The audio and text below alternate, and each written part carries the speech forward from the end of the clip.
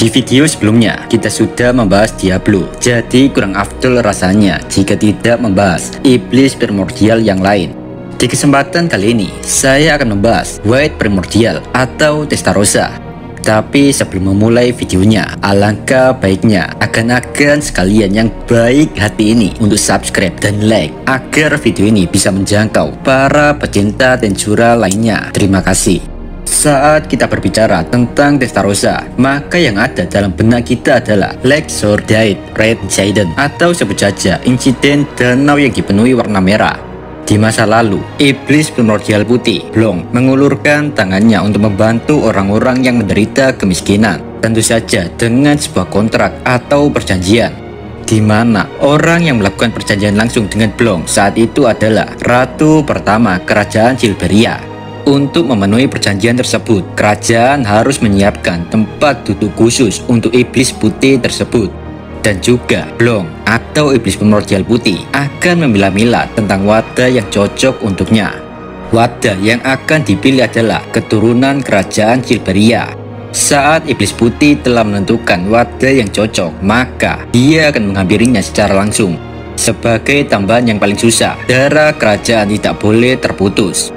Mereka harus terus menikah dan mempunyai anak. Sebagai gantinya, iblis primordial putih akan melindungi tanah dan rakyat kerajaan tersebut.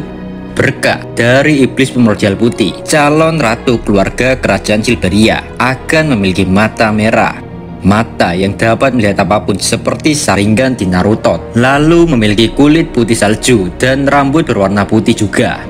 Inilah alasan sebenarnya mengapa Silveria mampu mempertahankan kedaulatannya dari genggaman Kekaisaran Timur.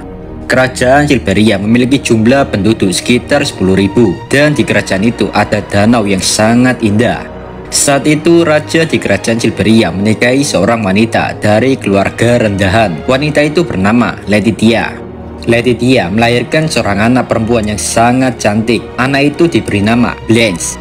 Blanche memiliki magic jewel yang tidak dapat ditandingi siapapun di kerajaan ini, serta mata merah yang dapat merasakan dan melihat yang tidak dapat dilakukan orang lain. Awalnya kehidupan Blanche baik-baik saja, namun saat dia berusia 10 tahun, perlahan konflik itu mulai terlihat. Istri kedua raja dari keluarga bangsawan, dia bernama Emilia. Emilia memiliki seorang anak yang bernama Asla. Asla berusia 9 tahun. Diketahui Emilia ingin menyingkirkan tata Letitia sebagai ratu pertama. Emilia melakukan segala cara. Alhasil, tanpa sepengetahuan raja, Blanche dan ibunya diasingkan di sebuah tempat yang tidak diketahui seseorang. Saat di hari ulang tahunnya Blanche yang ke-12 tahun, ibunya meninggal. Blanche hanya bisa menangis. Dia sudah putus asa dengan hidupnya. Bahkan ayahnya tidak pernah mencari keberadaannya. Di tengah keputusasaan itu, iblis primordial putih datang. Iblis itu membuka tangannya lebar-lebar dan akan mengabulkan segala permintaan Blanche. Tapi dengan syarat, iblis primordial putih akan bersemayam di tubuh Blanche dan memilikinya. Tanpa pikir panjang, Blanche setuju. Sedangkan Blanche hanya meminta iblis itu untuk menjadi temannya. Tentu saja si iblis putih sangat heran dengan permintaan gadis tersebut. Ini pertama kalinya iblis primordial putih memiliki seorang teman. Berkat bantuan dan bimbingan iblis primordial putih, Blanche tumbuh menjadi wanita yang jenius dan ahli dalam berbagai bidang. Pujian selalu bermunculan karena kehebatan dan kepintarannya.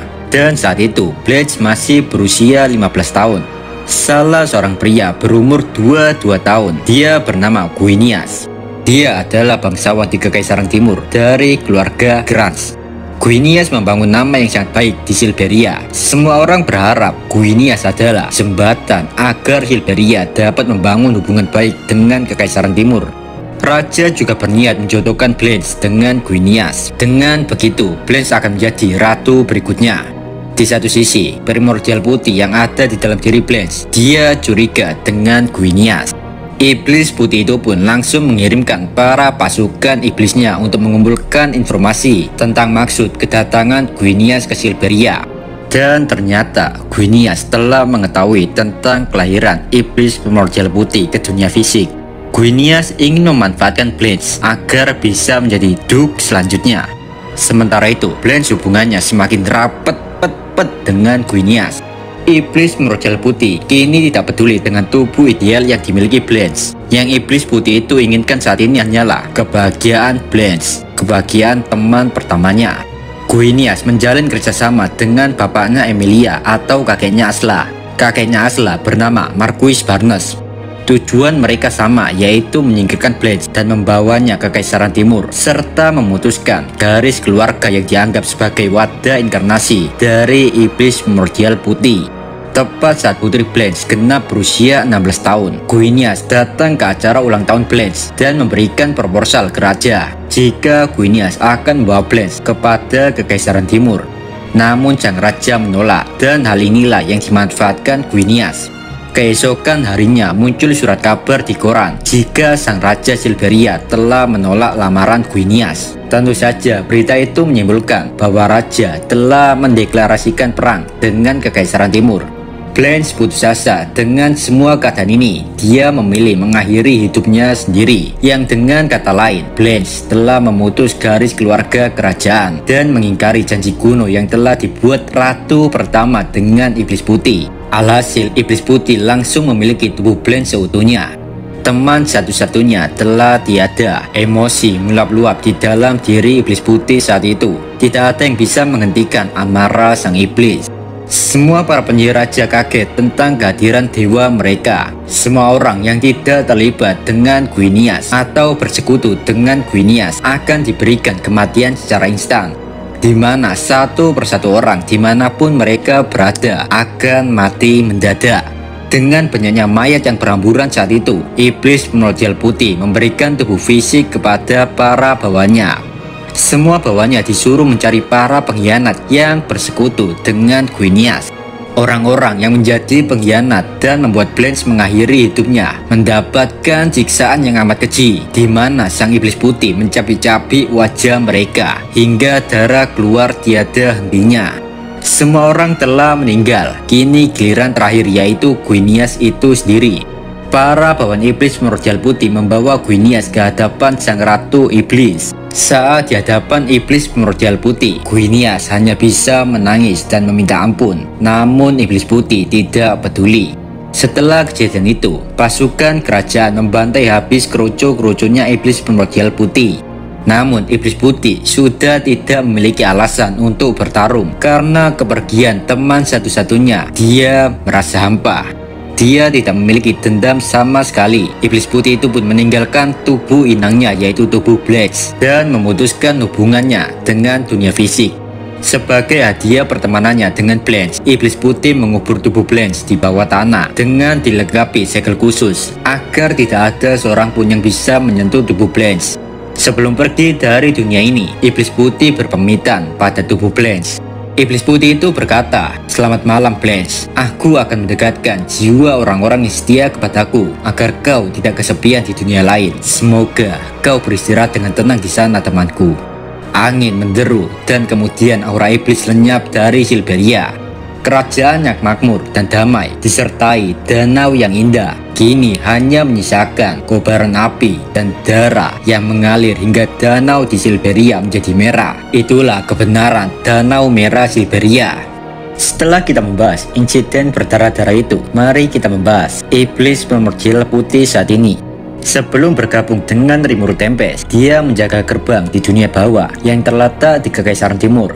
Tetapi saat dia tidak menjaga gerbang, maka sudah dipastikan Iblis Putih itu sedang menikmati pertarungan bersama Iblis Primordial Kuning dan Ungu. Untuk meringankan pekerjaannya, Diablo merekrut 3 primordial ubur-ubur ini demi melayani Tuan Agung Rimuru Tempestu. Mereka bertiga penasaran dengan makhluk yang berhasil merebut hati Diablo. Saat bertemu Rimuru, mereka bertiga menyembunyikan jumlah magic jewels dengan sempurna. Jadi secara kasat mata, mereka terlihat seperti manusia biasa.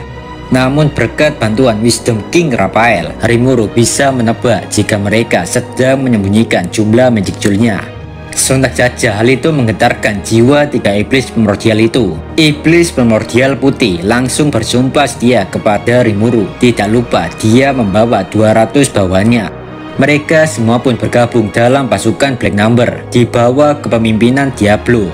Karena para iblis adalah bentuk kehidupan spiritual tanpa tubuh fisik, maka mereka tidak akan bertahan lama di dunia ini. Untuk itulah Rimuru menyiapkan tubuh magistil untuk dihuni oleh para bawaan iblis primordial, sehingga mereka dapat tetap bertahan di dunia fisik. Sedangkan untuk primordial putih, Rimuru telah menyiapkan tubuh khusus. Rimuru mencampurkan emas ke dalam kerangka magistil dan mengubahnya menjadi orichalcum. Emas merupakan logam universal yang banyak digunakan di dunia ini. Kompatibilitasnya dengan magic jewel sangat baik. Tidak hanya kekuatannya, tetapi kualitas keseluruhannya di atas magistil. Memiliki tubuh yang terbuat dari orichalcum membuat iblis primordial putih dapat menyesuaikan diri dengan tubuh barunya yang sekarang. Kini dia telah mendapatkan tubuh fisiknya yang dengan kata lain iblis putih bisa mengerahkan seluruh kemampuannya. Serta dia berevolusi dari Archdemon menjadi Demon Peer, yang dimana hal ini membuat iblis putih memiliki tingkat ancaman kelas bencana. Dia beserta dua bawaan terpercayanya diberi nama baru seperti Diablo, yaitu dari nama Supercar. Primordial putih akan menerima nama Testarossa. Nama itu diambil dari Ferrari Testarossa. Sementara dua bawaannya diberi nama Moss dan Jean, dinamai dari Mercedes SLR Stirling Moss dan Cadillac Jean. Seperti yang saya jelaskan tadi, jika Diablo ingin mengajak Testarossa bergabung agar Diablo tidak melakukan pekerjaan remeh lainnya. Karena Testarossa memahami politik, dia diberi tugas sebagai military attaché. Tugas military attaché adalah bertindak sebagai perwakilan Tempest di Dewan Negara Barat dan berbicara atas nama Rimuru. Testarossa juga akan memberitahu hukum-hukum yang berlaku di Tempest kepada Dewan Negara Barat. Yang terakhir, jika Tempest meminjamkan kekuatan militernya ke negara-negara lain, maka Testarossa lah yang bertanggung jawab dan memimpin pasukan tersebut. Selama penyerangan Granbell Rosso di ibu kota Ingracia, Granbell ingin menjerumuskan negara-negara barat ke dalam kekacauan. Demi memuluskan rencananya, Granbell memerintahkan Johann Rostia, seorang duke dari kerajaan Rostia. Tugas Johann adalah melenyapkan toko-toko kunci di Dewan Negara Barat. Tetapi saat itu Granbell tidak memperhitungkan bahwa perwakilan Federasi Jurat Tempest adalah seorang primordial demon Testarossa. Sehingga saat itu Johann tidak mungkin mengetahui identitas sebenarnya dari Testarossa. Dengan pedenya, Johann melanjutkan rencananya dan memerintahkan tentara bayaran Apostle of Fire untuk memanggil dewa mereka, yaitu primordial hijau. Tapi apa yang terjadi saat Mizari datang? Dia cuma bisa diam melihat Testarossa. Testarossa yang didampingi Moss hanya bisa tertawa jahat. Testarossa mengatakan kepada Mizari jika dirinya memiliki nama. Saat mendengar hal itu, Mizari pun mengurungkan niatnya untuk bertempur dan Mizari langsung balik gitu aja. Meskipun Mizari cukup kuat dan sudah terbiasa dengan dunia fisik, tapi Mizari masih bukan tandingan Testarossa. Mereka berdua memiliki perbedaan dalam pengalaman pertempuran. Jelas, hal ini mengejutkan semua orang. Bahkan tanpa menunjukkan kekuatannya, Testarossa dengan mudah menghentikan rencana Johann. Tidak perlu waktu lama untuk Testarossa mendapatkan kepercayaan dari semua dewa negara barat. Hanya dengan mengetahui keberadaan Testarossa saja, para iblis kroco-kroco G Crimson mundur dari medan pertempuran. Ketika Kekaisaran Timur menyerang Tempest, Testarossa diperintahkan untuk memonitor legion pertama yang dipimpin oleh Gobuta. Tetapi sebelum pertempuran dimulai, Testarossa pergi duluan melakukan negosiasi dengan pasukan Kekaisaran Timur. Menurut Mimin pribadi, itu tidak seperti negosiasi, lebih tepatnya mengancam. Karena yang dilakukan Testarossa saat itu adalah dia menggambar garis di tanah dan berkata jika ada yang melewatinya, maka Testarossa akan membunuh mereka. Geis, pemimpin pasukan Geriot, dia memerintahkan para penembak jitu untuk menembak ke arah Testarossa dengan peluru berkecepatan 3 kali lipat suara dan dilapisi sihir. Tapi kenyataannya, Testarossa memblokir serangan itu dengan jari telunjuknya, seolah-olah serangan-serangan pasukan Geis bukanlah apa-apa untuknya. Testarossa makin menggila saat diberikan perintah untuk bergabung dalam pertempuran. Testarossa langsung menuju benteng musuh dan membunuh serta mengambil jiwa-jiwa pasukan musuh. Yang Testarossa sisakan hanya Geis, karena Testarossa ingin bermain-main dulu dengan Geis. Namun gak lama, 3 orang Royal Knight Corps datang untuk membantu Geis. Secara kebetulan 3 orang ini adalah individu yang melawan Testarossa saat insiden Danau Merah. Mereka diantaranya Tips peringkat 11, Balder peringkat 38, Gordon peringkat 64. Mereka bertiga terlalu meremehkan Testarossa karena bertahun-tahun yang lalu mereka sudah pernah mengalahkannya. Jadi mereka berpikir mereka dapat melakukannya lagi. Tetapi itu hanyalah angan-angan belaka. Meskipun mereka berhasil mengikat Testarossa dengan rantai, Testarossa dengan mudah melepaskan diri dari rantai tersebut. Ketika mereka menyadari hal ini, hanya rasa putus asa yang tersisa. Akhirnya Testarossa memutuskan tidak bermain-main lagi. Testarossa pun akhirnya menggunakan Death Strike untuk membersihkan musuh yang tersisa di medan pertempuran. Death Strike adalah sihir nuklir yang dianggap sebagai bentuk sihir jahat. Sihir dengan cahaya api mematikan dan dapat menghancurkan tubuh fisik, bahkan mampu menghancurkan jiwa dan tubuh spiritual si target dalam radius 10 km. Ketika reward seremoni, yaitu setelah kemenangan melawan Kekaisaran Timur, Rimuru membagikan jiwa-jiwa segar untuk mengevolusikan para bawahannya menjadi True Demon Lord. Namun hal itu tidak berlaku kepada 3 ubur-ubur mematikan, yaitu Testarossa, Ultima, dan Carrera. Rimuru sengaja tidak memberikan mereka jiwa-jiwa itu karena Rimuru terlalu waspada. Rimuru khawatir jika mereka terlalu kuat, bisa-bisa mereka mengkhianati dirinya. Terlepas dari itu, sebenarnya Rimuru kekurangan jiwa untuk mengevolusikan mereka. Jadi Rimuru hanya memberikan mereka gelar dan Testarossa mendapatkan gelar Kyler Lord. Ketika kehadiran Ki Crimson ke Tempest, Ki Crimson meminta Rimuru untuk mengevolusikan Mizari dan Ren menjadi True Demon Lord. Di saat itu Raphael menipunya dengan meminta 500 juta jiwa. Setelah berhasil melakukan yang diinginkan, usut punya usut masih tersisa 300.000 jiwa. Jiwa-jiwa ini sengaja Rimuru simpan dengan tujuan Rimuru akan mengevolusikan 3 ubur-ubur iblis mematikan Tempest. Saat gelombang kedua perang melawan Kekaisaran Timur, Testarossa, Ultima, dan Carrera harus melawan True Dragon Valkyrie saat itu. Tetapi karena perbedaan kekuatan, mereka bertiga tidak bisa apa-apa. Saat pertarungan tersebut, dari 3 iblis primordial, hanya Testarossa, orang yang berhasil menemukan rahasia di balik kemampuan Valkyrie. Berkat itulah mereka dapat memberikan sedikit perlawanan terhadap True Dragon tersebut. Hal ini menunjukkan betapa cerdasnya Testarossa. Hingga pada akhirnya, Valkyrie memutuskan untuk pergi dan meninggalkan mereka bertiga. Saat mereka terluka, Rimuru memanggil mereka ke hadapannya dan memberikan 100.000 jiwa kepada setiap iblis primordial. Ketika para eksekutif Tempest melakukan penggerbekan kapal induk Kaisar Rudra, Testarossa mendapatkan kesempatan untuk menghadapi Valkyrie sekali lagi. Selama pertarungan ulang ini, Testarossa menggunakan pengalaman bertarung yang sebelumnya, sehingga dia dapat mendaratkan beberapa pukulan pada Valkyrie.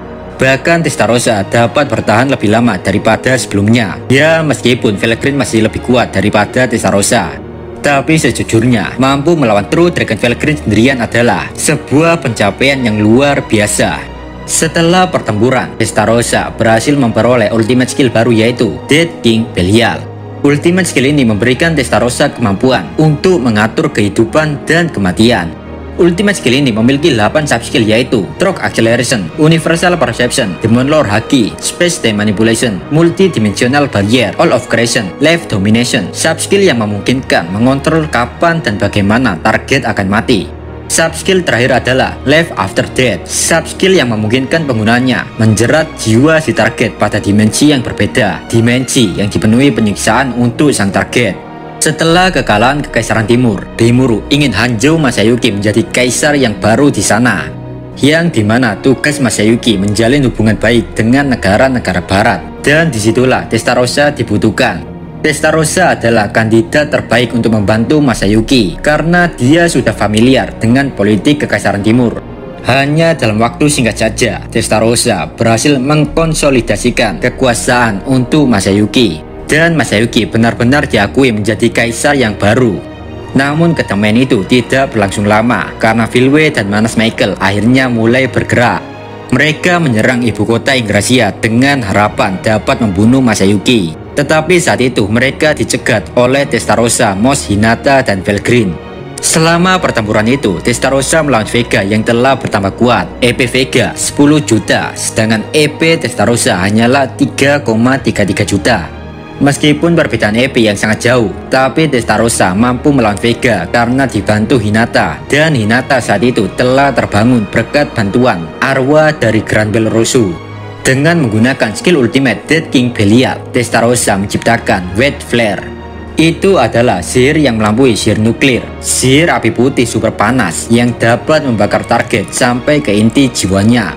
Namun sayangnya Vega berhasil meloloskan diri dari serangan Testarossa. Meskipun sebagian besar pertarungan Testarossa berakhir seri atau kalah, tapi saya merasa Testarossa tetaplah musuh yang berbahaya karena dia iblis yang sangat cerdas. Dia bisa menilai keadaan dan situasi dengan cepat. Berkat kecerdasannya pula, Testarossa membuat Tempest mendapat kepercayaan dari negara-negara barat, bahkan mendapatkan posisi di Dewan Negara Barat. Jadi itulah kisah hari ini, si iblis cantik bermata merah berambut putih salju. Kisah duka sang iblis karena kehilangan seorang teman. Dan kini si iblis putih telah menemukan rumahnya bersama tuan tercinta Rimuru Tempesto. Jika kalian suka video ini, jangan lupa subscribe biar channel ini makin berkembang. Saya Tiu dari channel Isi Kindle. Pamit, bye bye.